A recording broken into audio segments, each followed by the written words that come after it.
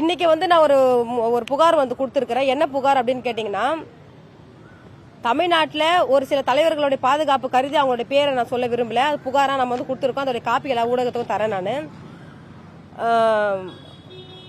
பட்டியலின சமூக மக்களுக்கு உதவியா இருக்கக்கூடிய அவங்களுடைய பாதுகாப்புக்கு அரணா இருக்கக்கூடிய தலைவர்களையும் SC/ST தலைவர்களை வந்து என்னுடைய அமைப்புல ஷெட்யூல் காஸ்ட் முக்கிய மாநில பொறுப்பாளர்களுக்கு வந்து என்னுடைய தொலைபேசி எண்ணில் ஒருத்தர் வந்து தொடர்பு கொண்டு, அதாவது வந்து நீங்களாம் வந்து அந்த சாதி பெயரை சொல்றான், நீங்களாம் வந்து அதிகாரத்துக்கு வந்துட்டீங்கன்னா வந்து இப்ப நாங்களாம் என்னடா பண்றது, நீங்களாம் அதிகாரத்துக்கு வர வேண்டிய ஆளே நீங்களாம் கிடையாது, நீங்களாம் அதிகாரத்துக்கு வரதுக்கு முன்னாடி உங்களெல்லாம் கொட்டி கொட்டி குனிய வைக்கணும், அப்படியே நீங்க எழுந்து வந்தீங்கன்னா உங்களெல்லாம் போட்டு தள்ளணும்டா.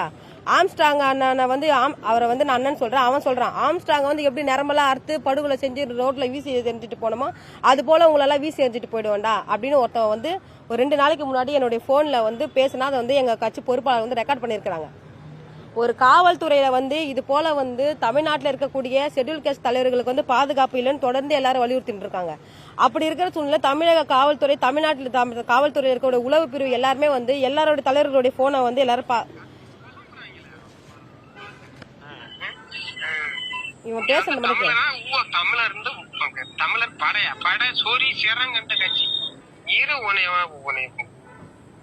என்ன பண்ணணுமா நான் அது பண்ணியே தீரும்.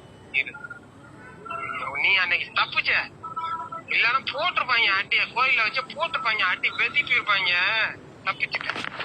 அப்ப நீதான் அடிச்சியா? அன்னைக்கே அட்டி வெளுத்திருப்பாங்க, நரம்பு எல்லாம் அறுத்திருப்பாங்க, விட்டுட்டு வந்துட்டாங்க. அவன் யாருன்னு தெரியாது. என்னுடைய கைபேசி எனக்கு வந்து மிரட்டல் அது. அதாவது உன்னை அன்னைக்கே உன்னை போட்டிருப்பாங்க, உன் நரம்பெல்லாம் வந்து ஆம்ஸ்ட்ராங்கோடைய நரம்பு எப்படி அறுத்தாங்க அது மாதிரி உன்னை அறுத்து போட்டிருப்பாங்க, எல்லாம் செட்டிங்கோட தான் வந்தாங்கன்னு சொல்லிட்டு 2 நாளைக்கு முன்னாடி ஒருத்தன் போன்ல வந்து மிரட்டுறான்.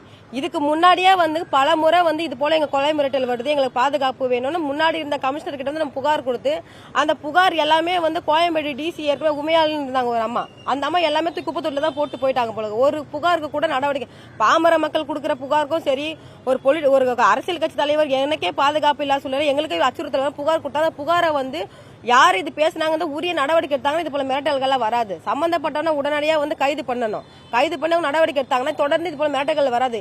2வது வந்து தமிழ்நாட்டில் இருக்கக்கூடிய இப்ப A+ ரவுடிங் எல்லாம் சொல்றாங்க, அந்த A+ ரவுடிங் எல்லாம் இப்ப ஏன் எல்லாருமே வந்து சிறையில் இருந்தாங்கன்னா இப்ப வெளியே படுகொலை நடந்திருக்காது. எல்லாருமே இன்னைக்கு வந்து தமிழ்நாட்டில் விளையாடி தான் இருக்கிறாங்க. அப்ப காவல்துறை வந்து இந்த ரவுடி லிஸ்ட்ல இருக்கிறவங்க, இந்த HSல இருக்கிறவங்க எல்லாருமே வந்து காவல்துறை வந்து கைது பண்ணி அவங்க சிறையில வைக்கணும். சிறைப்படுத்தினாதான் தமிழ்நாட்டில் இருக்கக்கூடிய பெண்களும் தமிழ்நாட்டில் இருக்கிற தமிழர்களும் வந்து பாதுகாப்பாக வாழ முடியும் தமிழ்நாட்டில். அதனால காவல்துறையை பொறுத்த வரைக்கும், காவல்துறை விசாரணை மேற்கொள்ற வரைக்கும் தமிழ்நாட்டில் இருக்கக்கூடிய சிலர் வந்து இந்த ஆம்ஸ்ட்ராங் அண்ணன் கொலை வழக்கில் வந்து அமைதியா இருக்கணும்னு நான் கேட்டுக்கிறேன்.